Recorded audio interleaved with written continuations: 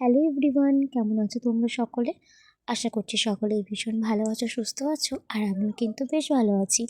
আমার নতুন আরও একটা ব্লগে তোমাদের অনেক অনেক আজ ওয়েলকাম। সন্ধ্যের সময় ৩ জন মিলে যাচ্ছিলাম একটু ডক্টরের কাছে। আসলে আমার শরীরটা কয়েকদিন ধরেই ভীষণ খারাপ, খুব ঠান্ডা লেগেছে আর প্রচণ্ড পরিমাণে কাশি। আর ছেলের ওষুধ শেষ হয়ে গিয়েছিল, সেই জন্য ভাবলাম দুজনেই একসঙ্গে যাই, গিয়ে ছেলেরটাও নিয়ে নেবো আর আমারটাও নিয়ে নেবো। সেই যেই কথা সেই কাজ, আমার ওষুধও নিয়ে নিলাম আর ছেলেরটাও নিয়ে নিয়েছিলাম। আর আজকে কিন্তু ডাক্তারখানা একদম ফাঁকা ছিল। আর পাশেই হচ্ছিল কীর্তন, মানে পাশেই একটা শিব মন্দির আছে, বড়, অনেক বড় একটা শিব মন্দির। তো এখানে কীর্তন হচ্ছিল, তো সেই জন্য ভাবলাম একটু যাই, ঠাকুর প্রণাম করে আসি। আর তারপর ওখান থেকে বেরিয়ে দেখলাম এখানে কত সুন্দর সুন্দর ফটো ফ্রেম বিক্রি হচ্ছে, রাধাকৃষ্ণ আরও অনেক রকম ফ্রেম ছিল। আর সত্যি ফ্রেমগুলো কিন্তু ভীষণ সুন্দর ছিল। আমার তো নিজের খুব ভালো লাগছিল, আর তোমাদেরকেও কিন্তু দেখিয়ে দিলাম। তোমরা কমেন্ট করে জানিও ফ্রেমগুলো কেমন লাগছে। এরপর দেখলাম পাশে কিছু খাবার বিক্রি হচ্ছে, ওই নিমকি, লটকা এরকম সব খাবার বিক্রি হচ্ছে। সেই জন্য বাড়ির জন্য একটু খাবার নিয়ে নিলাম, আর এখন কিন্তু যাব বাড়ির দিকে। তার আগে মনে পড়লো যে একটা জিনিস নিতে লাগবে, সেই জন্য একটা দোকানে গিয়েছিলাম, বাট জিনিসটা ওখানে অ্যাভেলেবেল ছিল না। এরপর ছেলে কিন্তু একটা খাবার দেখে বায়না করছিল, ওকে কিনে দিতে হবে।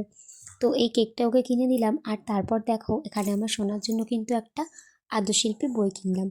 হ্যাঁ, ও তো পড়তে পারে না, এত ছোটো মানুষ, ওটাকে নিয়েও খেলা করবে, একটা দুটো করে অক্ষর চিনবে, সেই জন্য কিন্তু কিনে দিলাম। বাড়ি যাওয়ার সময় দেখলাম এখানে একটা ফুচকার দোকান। সত্যি কথা বলতে ফুচকাটা আমার খুব একটা ফেভারিট না। সব মেয়েদেরই শুনেছি ফুচকা নাকি ভীষণ ফেভারিট, তবে আমি একটু ব্যতিক্রম, আমার সেরকম একটা ভালো লাগে না। তবে আজ কিন্তু একটু ফুচকা খেতে ইচ্ছে করলো, সেজন্য একটু ফুচকাটা খেয়ে নিলাম, আর কিন্তু খেতে বেশ ভালোই লাগলো। এরপর বাড়িতে এসে ড্রেসটা চেঞ্জ করে কিন্তু লেগে পড়লাম কাজে। আসলে এখন না রান্না করতে হবে। আর ব্যাপারটা কী হয়েছে, আমরা তো দিনের বেলা উনুনেই রান্না করি, তবে রাতের রান্নাটা কিন্তু বেশিরভাগ গ্যাসেই হয়। তো গ্যাসে রান্না করতে গিয়ে এখন দেখলাম গ্যাসটা শেষ হয়ে গেছে। তো কিছু করার নেই, এখন তো উনুনে রান্না করতেই হবে। তো এখানে দেখো আমি ভাত বসিয়ে দিয়েছি, আর সেমন কিছু রান্না করবো না, শুধু সেদ্ধ ভাত করব। এখানে ভাত বসিয়ে দিয়েছি, আর আমাকে এখানে সবাই মিলে হেল্প করছিল। হ্যাঁ, একা একা তো ভালো লাগে না, রাত্রেবেলা বসেছিলাম, সেই জন্য সবাই বসেছিল। আর এখানে দেখো আমাকে একটু হেল্পও করে দিচ্ছিল আলু কেটে। আর আমার ছেলে কিন্তু এখানে দেখো রান্না করছে, ও যে কী দুষ্টু সে বলে বোঝানোর মতো না। এখানে রান্না কেমনভাবে করতে হয় সেটা ও জানে। এখনও বেশি রাত হয়নি, ওই 7:30টার মতন বাজে।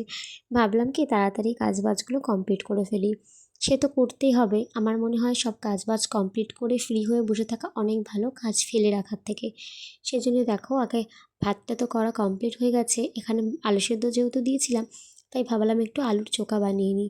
শুধু শুধু আলু সেদ্ধ থেকে আলুর চোখা বানিয়ে খেতে বেশ ভালোই লাগে। তো আজকের ভিডিওটা এটুকুই। ভিডিওটা কেমন লাগলে অবশ্যই কমেন্ট করে জানিও। ভালো থেকো সবাই, টাটা।